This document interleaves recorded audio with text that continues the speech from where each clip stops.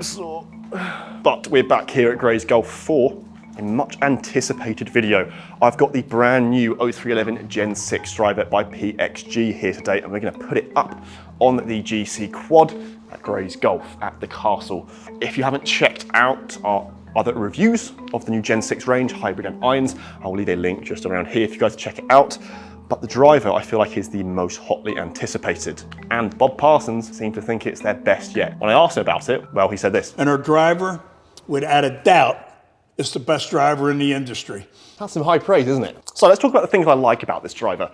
Looks, it's a traditional pear drop look down at address, and I really like this new carbon crown that it has with the alignment lines, which are in white, and also the PXG logo. Some could say it's a little bit loud, but for a driver, for a compact driver, I love how it looks down at address. I actually love the overall looks of it. I think it's a bit of an improvement to Gen 5, nothing massive, but I wasn't expecting anything massive in terms of the looks for improving it, because there's only so much you can do. Now, there is a lot of adjustability this year.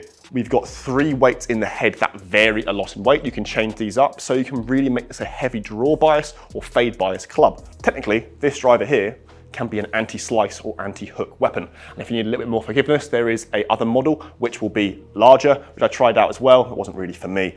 Now, what this driver needs to do is be fast, but they've focused on that in some ways, and they've also focused on forgiveness and performance in another way. This driver's got a brand new high-speed face, and they do say it's supposed to be their longest, most forgiving driver ever. The faces are slightly different in size to last iteration, slightly deeper, slightly longer. Does this mean more forgiving? You can argue yes and no. I love the adjustability though, and this is why I will always say with PXG clubs, get custom fit, because there's so much you can do with this. I went over to Scottsdale National Golf Club over in the States and got fit for this, and I got it with the Ventus 6X, and I had the weights to make it draw bias because I'm not very good at golf. But high speed, yes, but also no. This driver is playing 45.5 inches in length. A slightly shorter shaft than normal from other OEMs. Big thumbs up from me. We don't need any longer than 45.5. In 2023, we want shorter. I want it around 45.5. You've got that smash factor higher, you'll get a club that you can hit out the middle more consistently, supposedly. So let's find out now. We've got this set 9 degrees, draw bias, Ventus Black 6X, Titleist Pro V1 golf ball, and we've got the GC Quad here too. Let's see what happens.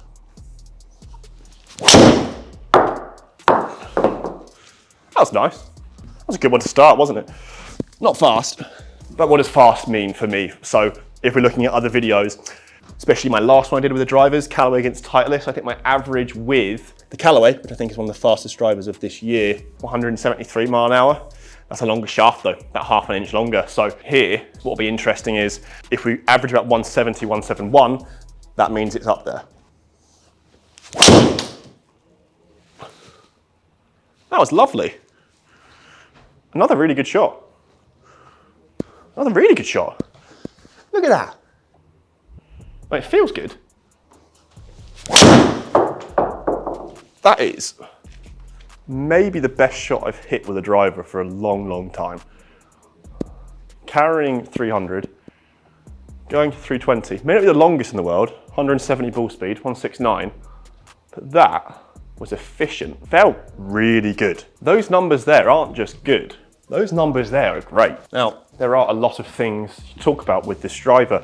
Distance, I don't think is going to be the biggest talking point for me. I don't think it is the longest driver of 2023. I think that will be reserved for some others. But for a mid-launch, mid-spin driver, it offers so much across every single asset you could think of with the driver. And the 2 things that stand out to me are consistency and feel. PXG have gotten a bad stick, I think, before for their drivers. One is because their marketing is a bit funky, and they are kind of known to not be as good as the others. This driver is cheaper than Callaway, cheaper than Titleist, cheaper than TaylorMade, and it can do that.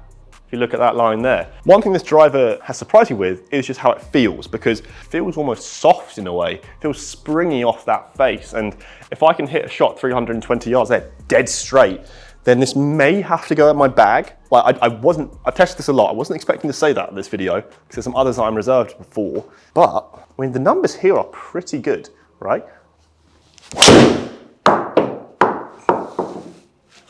Just another one, little left.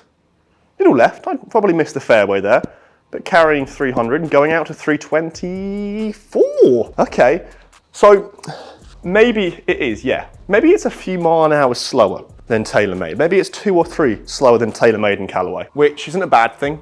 It can be looked at by pros. Maybe pros don't want to put the PXG driver in the bag, which you do kind of see across the board. Some players sponsored by them usually put something else in the bag, but if we're talking about the people watching this video, amateur golfers, this driver I think will surprise a lot of you. 1, because it's slightly cheaper than the others, but 2, because if you can get it custom fitted for you, which is this one here, because there's so many options available in this custom fitting, from the hosel to the weights to the shaft to the head to the loft to the grip, oh, I'm out of breath. You will get a driver that is meant for your swing, meant for your wonderful game, but with a lot of added benefits from that stability, consistency, and feel. I think a lot of you would actually really enjoy using this driver from feel alone.